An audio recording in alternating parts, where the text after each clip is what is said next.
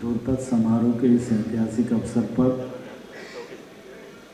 हम सबके मध्य विराजमान हमारे राज्य शासन की कला एवं संस्कृति मंत्री और बहुत ही ऊर्जावान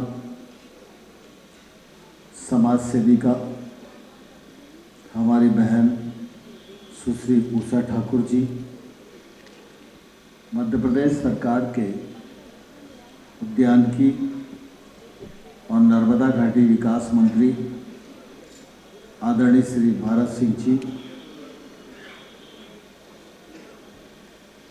राजा मान सिंह तोमर संगीत विश्वविद्यालय के माननीय कुलपति नाहर साहब, आज के इस कार्यक्रम के मुख्य मेहमान और हमारे देश की संगीत के क्षेत्र की आन बान शान, जिनको राष्ट्रपति महोदय ने पद्मश्री से सम्मानित किया, ऐसे आदरणीय दादर साहब, हमारे जिलाध्यक्ष कमल माखीजानी जी, रजिस्ट्रार के शर्मा जी, केंद्र सरकार के प्रतिनिधि के रूप में आदरणीय गोपाल जी, आदरणीय अभय जी, रविंद्र सिंह जी, और इस अवसर पर उपस्थित हमारे इस क्षेत्र के सभी महानुभाव बहनें और पत्रकार मित्रों, आज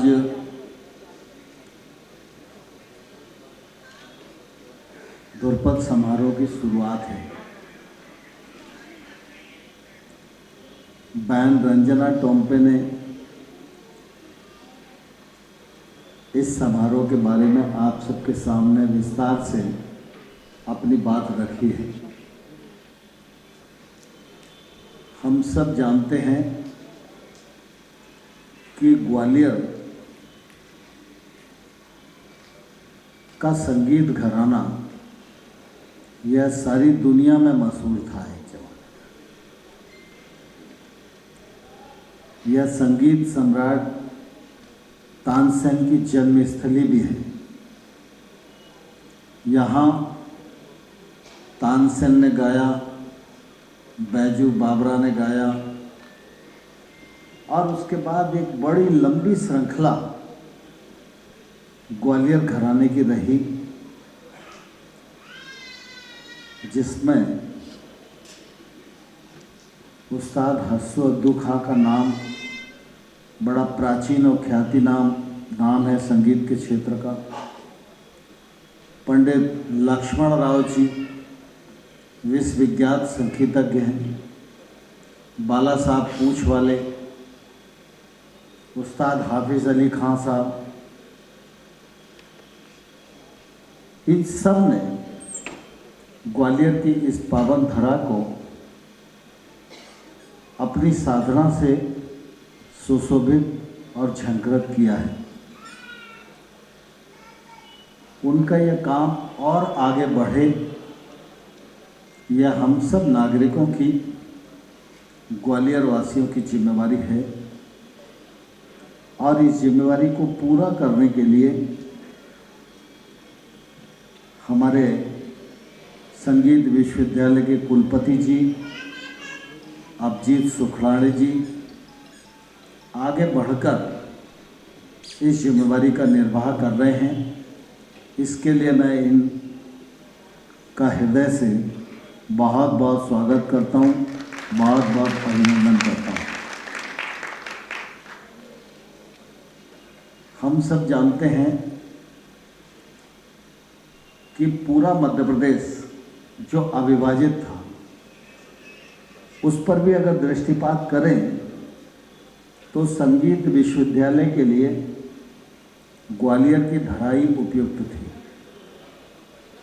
इससे पहले भी एक संगीत विश्वविद्यालय मध्य प्रदेश अविभाजित में बना, लेकिन ग्वालियर उस समय राजनीतिक रूप से कमजोर था, इसलिए वो राजनांदगांव के खैरागढ़ में जाकर बना।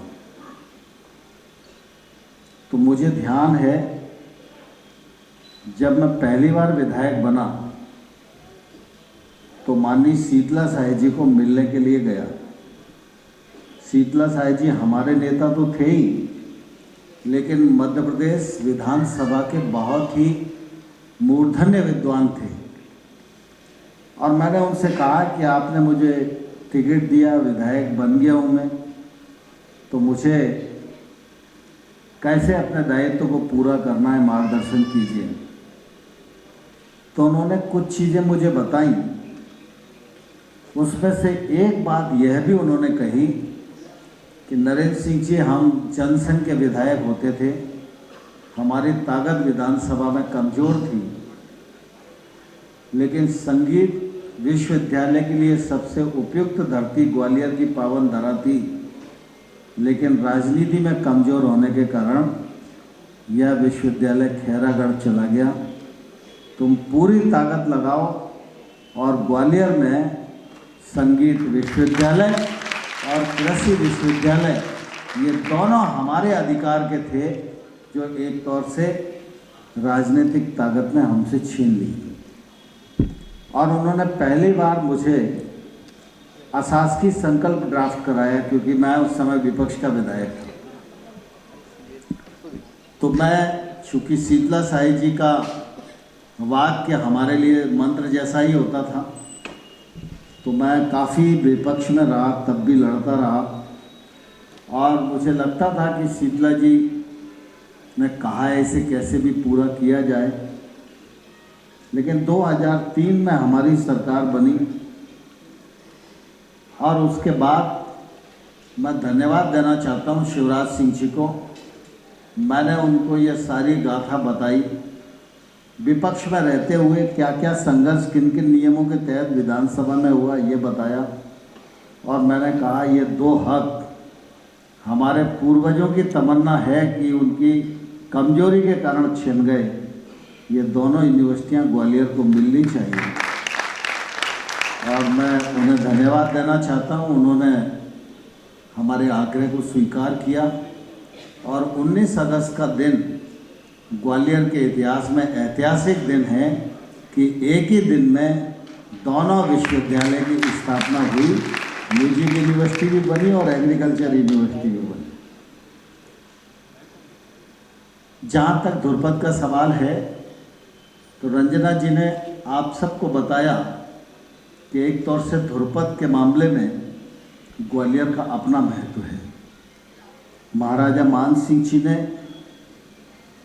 जो संगीत का ग्रंथ मान कोतवाल की रचना की, वो आज उपलब्ध नहीं है लोगों को। कहीं ना कहीं अंग्रेज या बाकी लोग उसको किसी अवस्था में ले गए होंगे, लेकिन वो ऐतिहासिक ग्रंथ है। जिस ग्रंथ को पढ़कर दुनिया में अनुसंधान चल रहा होगा संगीत के क्षेत्र में, इतनी महत्वपूर्ण यह पावन धरा है। तो मुझे लगता था कि इस पर काम करना चाहिए। शीतला साई जी ने रास्ता दिखाया था। और फिर मुझे एक दिन अभिजीत सुब्राणे मिल गए और इन्होंने मुझे बताया कि ध्रुपद पर काम कर रहे हैं। मैं बहुत प्रभावित हुआ इनसे। 2006 में लगभग इनसे मुलाकात मेरी हुई थी और इन्होंने फिर कहा कि मैं इस काम को करूंगा। तो फिर मैंने इनसे ये भी पूछा कि विशुद्ध ध्रुपद पर काम करोगे या संगीत को व्यापार की दृष्टि से देखोगे। तो इन्होंने कहा कि मैं विशुद्ध ध्रुपद पर ही काम करूंगा।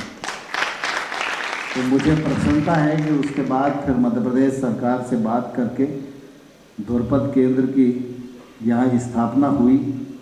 हस्सू अद्दू खां की समाधि, रमेश पठारिया जी यहाँ बैठे हुए हैं, अभय चौधरी जी, रविंद्र सिंह राजपूत, ये हम सब लोग उस समय पार्षद थे नगर निगम के, जब हस्सू अद्दू खां की समाधि को हम लोगों ने विकसित किया था नगर निगम के माध्यम से। उस जगह पर फिर यह ध्रुपद केंद्र बनाया गया। इसका लाभ निश्चित रूप से हमारे इस अंचल के बच्चों को मिल रहा है। पिछले बार कोविड का समय था, तारीख भी तय गोपाल जी ने कर दी थी और काफ़ी आगे बढ़ गए थे। लेकिन ऐसा लगा था कि कोविड प्रोटोकॉल का पालन नहीं हो पाएगा तो ठीक नहीं होगा, इसलिए फिर वो नहीं हो पाया। उससे पिछले बार ग्वालियर किले पर इसी कार्यक्रम को अपन लोगों ने आयोजित किया है। अभी गोपाल जी भी बैठे हुए हैं, हमारी उषा बहन भी बैठी हुई है। तो मैं कुल मिला के ये चाहता हूँ कि ये केंद्र सरकार के सांस्कृतिक मंत्रालय के वार्षिक कैलेंडर में आ जाए कि हर वर्ष ध्रुपद यहाँ होना चाहिए। गोपाल जी आप थोड़ा कदम आगे बढ़ाओ, उषा दीदी प्रस्ताव देंगी, फिर आप मुझे बताओ तो मैं दिल्ली में बात करके इसको कर दूंगा। क्योंकि ये सब चीज़ें ऐसी हैं, क्योंकि व्यक्ति आने जाने वाली चीज़ है, लेकिन कुल मिला के एक बार परंपरा बन जाएगी, वो ग्वालियर में ध्रुपद की इस परंपरा को आगे बढ़ाएगी। और डागर जी जैसे मर्मज्ञ संगीतकों का आना जाना इस ग्वालियर के पावन तीर्थ पर हर साल होता रहेगा, तो निश्चित रूप से हमारे बच्चों को भी इससे प्रेरणा मिलेगी। बैजू बावरा का भी रिश्ता हमारी इस धरा से रहा है। संगीत सम्राट तानसेन की याद में बैंड को भी थोड़ा विकसित करने का प्रयास किया, लेकिन अभी और काम करना बाकी है। भारत सिंह जी उस काम को देखते हैं, इनके विधानसभा क्षेत्र का वो काम है और इनके प्रयास से वहाँ संगीत सम्राट तानसेन की प्रतिमा की भी स्थापना हुई बैंड में। और तानसेन समारोह ग्वालियर में काफ़ी अरसे से संपन्न हो रहा है और बहुत ही ख्याति नाम जो संगीत के कार्यक्रम देश में होते हैं उनमें से वो एक महत्वपूर्ण कार्यक्रम है। लेकिन बैजू बावरा के नाम से भी उषा दीदी कुछ न कुछ हम करें, ऐसा मेरा आपसे अनुरोध है।